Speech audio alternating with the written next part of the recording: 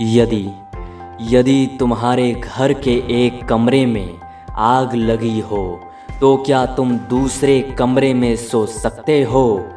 यदि तुम्हारे घर के एक कमरे में लाशें सड़ रही हो तो क्या तुम दूसरे कमरे में प्रार्थना कर सकते हो? यदि हाँ, तो मुझे तुमसे कुछ नहीं कहना है। देश कागज़ पर बना नक्शा नहीं होता। देश कागज़ पर बना नक्शा नहीं होता कि एक हिस्से के फट जाने पर बाकी हिस्से उसी तरह साबुत बने रहें और नदियाँ, पर्वत, शहर, गांव वैसे ही अपनी अपनी जगह दिखें, अनमने रहें। यदि तुम ये नहीं मानते, तो मुझे तुम्हारे साथ नहीं रहना है। इस दुनिया में आदमी की जान से बड़ा कुछ नहीं है। न ईश्वर, न ज्ञान, न चुनाव।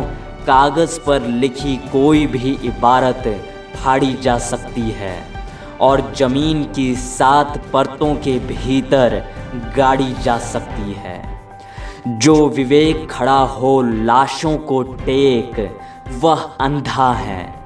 जो शासन चल रहा हो बंदूक की नली से, हत्यारों का धंधा है। यदि तुम ये नहीं मानते तो मुझे अब एक क्षण भी तुम्हें नहीं सहना है।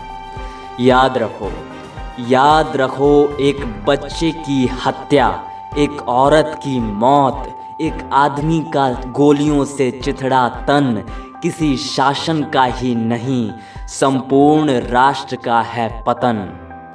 ऐसा खून बहकर धरती में जज्ब नहीं होता, आकाश में फहराते झंडों को काला करता है।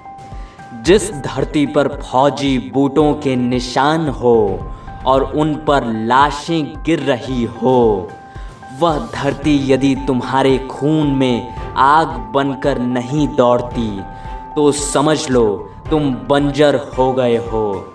तुम्हें यहाँ सांस लेने तक का नहीं है अधिकार। तुम्हारे लिए नहीं रहा अब यह संसार। आखिरी बात बिल्कुल साफ। किसी हत्यारे को कभी मत करो माफ। चाहे हो वह तुम्हारा यार, धर्म का ठेकेदार, चाहे लोकतंत्र का स्वनाम धन्य पहरेदार।